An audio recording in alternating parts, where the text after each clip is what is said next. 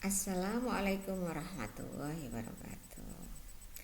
Selamat bertemu lagi dalam kuliah online mata kuliah pengembangan sumber daya manusia pada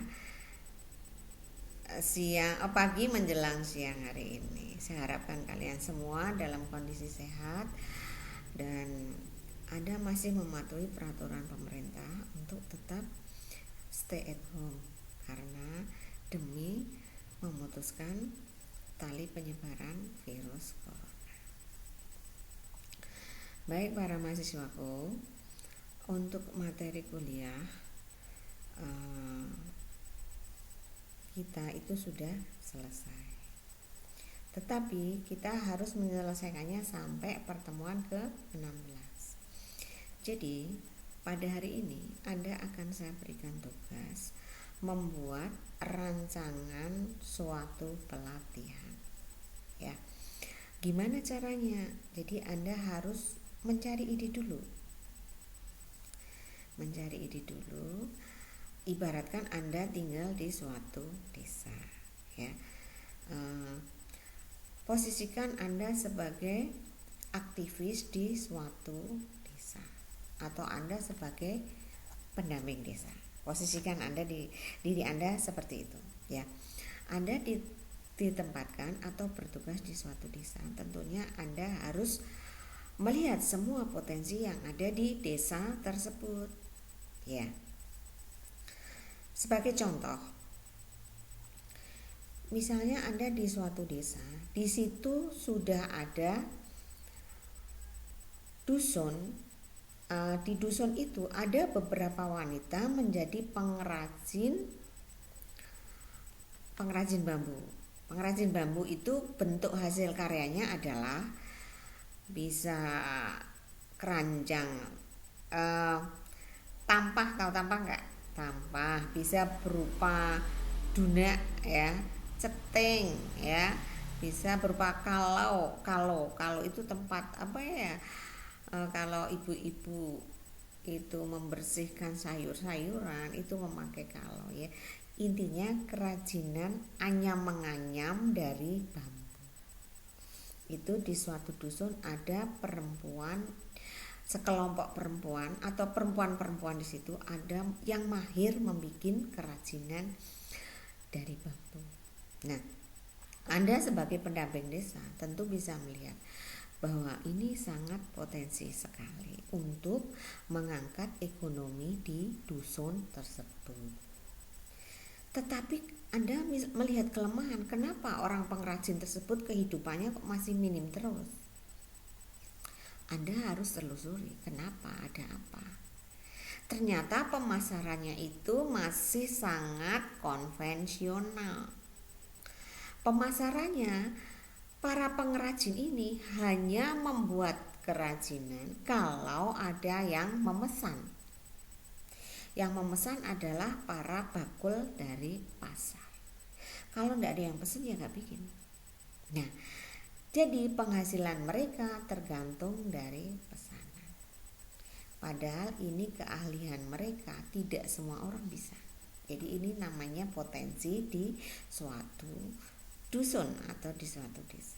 Anda sebagai seorang yang bertugas di sana, Anda tentunya punya keinginan untuk meningkatkan potensi tersebut menjadi hal yang lebih.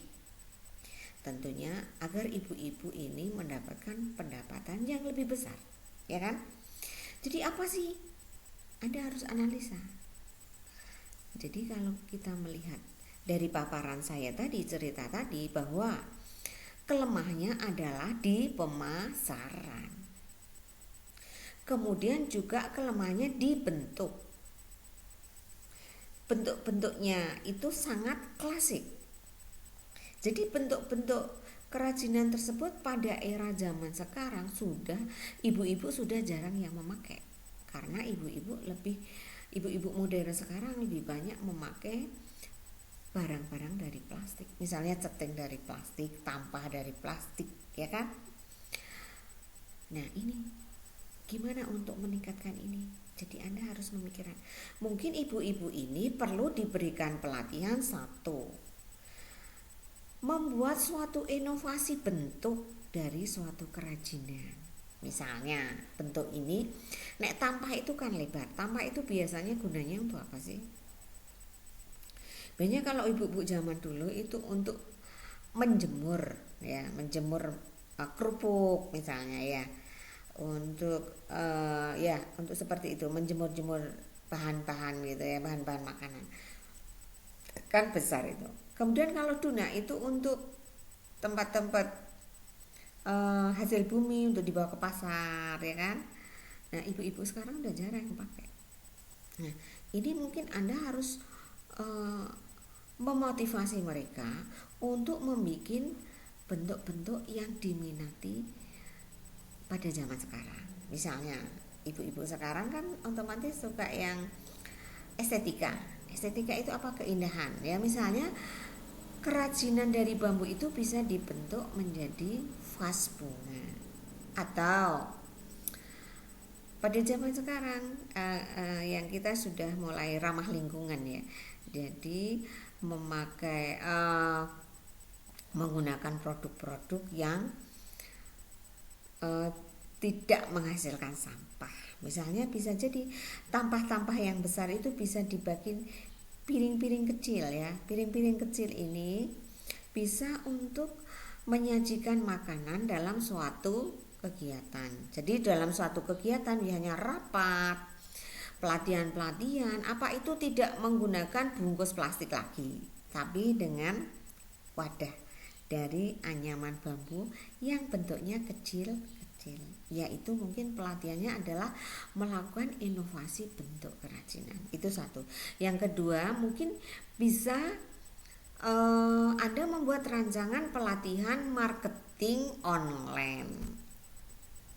Ya, marketing online bisa menggunakan yang sederhana aja, menggunakan media sosial, bisa Facebook, bisa Twitter, bisa WA, bisa Instagram dan sebagainya. Nah, Anda mungkin bisa melihat ibu-ibu ini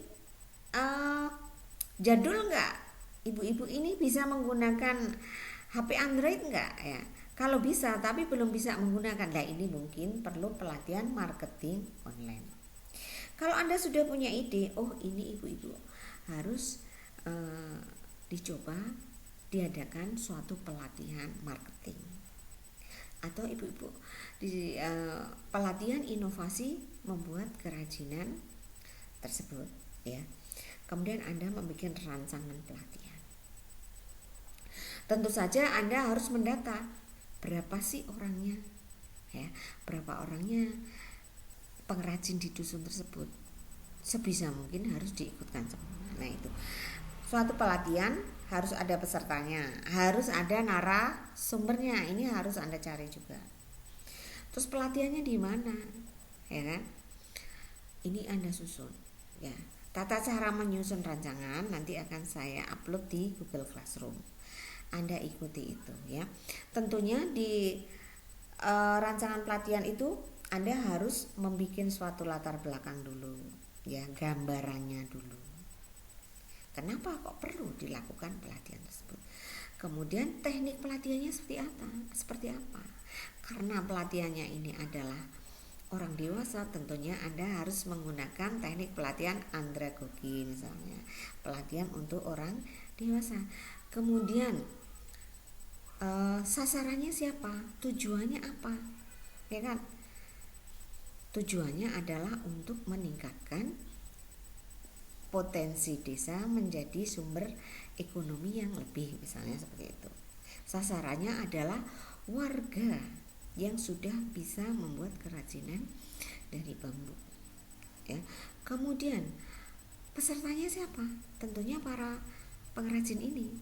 Kemudian tempatnya di mana? Anda harus tentukan. Anda harus konsultasi dengan pihak desa.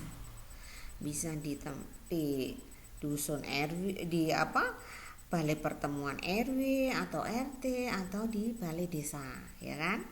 Terus kita sudah tentukan tempatnya. Tentunya narasumbernya, ya, Anda bisa searching, bisa tanya-tanya siapa sih yang pas. Tentunya narasumber ini harus pas. Kalau Anda bisa, tidak ada masalah. Kalau Anda nggak bisa, Anda bisa mencari narasumber. Oke. Kemudian tentunya dari semua pelatihan, dari rancangan pelatihan ini sangat penting kita harus membuat yang namanya temanya apa, terus tor ya, kayak kurikulumnya itu seperti apa, atau schedule-nya gimana, ya kan. Kemudian sangat penting Anda harus menyampaikan namanya RAB, rancangan anggaran belanja, ya. Kemudian kalau itu sudah semua, baru penutup, kemudian dibikin surat atasnya, dibikin cover ya, untuk disampaikan ke pihak desa. Oke, bisa dipahami? Kalau Anda bisa memahami, nanti cara penulisannya seperti apa akan saya upload, oke? Terus yang kedua,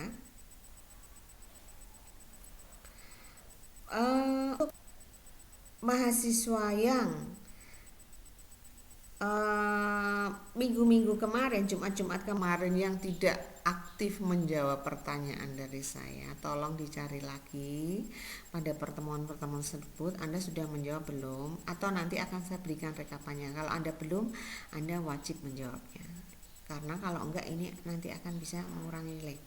Jadi tugas rancangan usaha ini bukan UAS ya, bukan UAS.